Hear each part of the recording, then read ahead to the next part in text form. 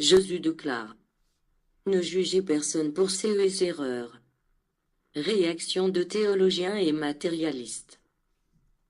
Ne soyez pas troublés quand l'on vous dit que ce fut le tentateur qui vous parle, et qu'il était prédit qu'il ferait aussi des prodiges, pour troubler et confondre les mêmes élus.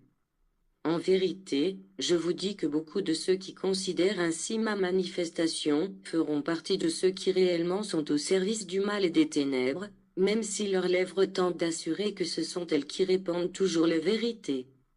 N'oubliez pas que l'on reconnaît un arbre à son fruit, et moi je vous dis, le fruit est cette parole, que je suis venu faire vibrer par les esprits de ces porte-paroles, hommes et femmes au cœur simple. L'humanité me reconnaîtra dans cet arbre, pour le fruit et l'avance spirituelle de ceux qui l'ont savouré. L'œuvre spiritualiste trinitaire mariale commencera à s'étendre, provoquant une véritable alarme pour un grand nombre qui, croyant avoir étudié et compris les leçons qu'auparavant ils reçurent du Père, s'étaient enorgueillis de leur connaissance dans leur philosophie et dans leur science, mais sans pour autant se rendre compte de l'évolution spirituelle atteinte par l'humanité. Au réveil de leur léthargie, ils se rendront compte de la manière de penser et de sentir de l'esprit des hommes.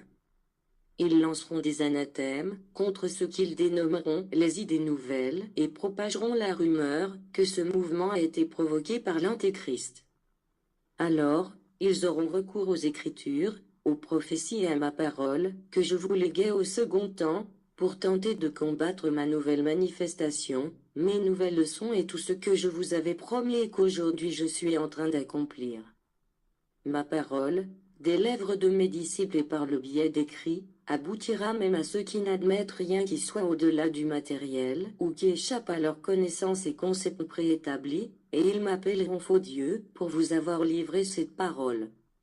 Mais à l'écoute de ceci, bien que votre cœur se sente blessé, votre foi ne se brisera pas, en se souvenant avec émotion que votre Maître déjà vous l'avait annoncé et qu'il vous avait fortifié par sa parole, pour résister à ces épreuves.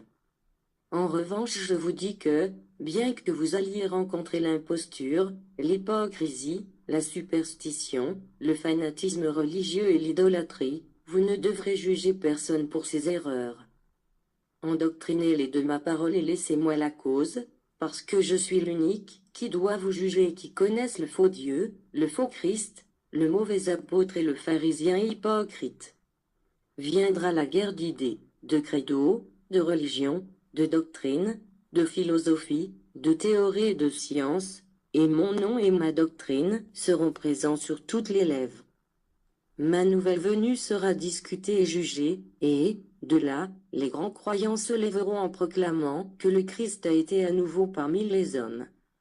En ces moments précis, depuis l'infini j'animerai ces cœurs et ferai des prodiges à leur intention pour fortifier leur foi. Temps du réveil en Christ est une prise de conscience au-dessus de toutes les religions, non que nous soyons absolument meilleurs, mais un réveil selon la volonté de Christ, l'unique Fils du Père, le rayon universel. Sa parole et son essence sont aussi universelles, parce que tous recherchent un seul esprit divin. Mais il n'y a point d'unification entre les hommes, Jésus déclare. Je ne vois pas la même foi en eux, la même élévation et la même connaissance, et c'est pour cela que je viens comme Saint-Esprit, afin de les unifier en moi, pour les perfectionner au moyen de ma doctrine de vérité, avec ma parole immuable, avec ma loi de justice et d'amour. L'aveuglement de la pensée, le manque de foi, l'ignorance de la vérité constituent des ténèbres pour l'esprit, à cause desquelles l'humanité, aujourd'hui, se retrouve perdue.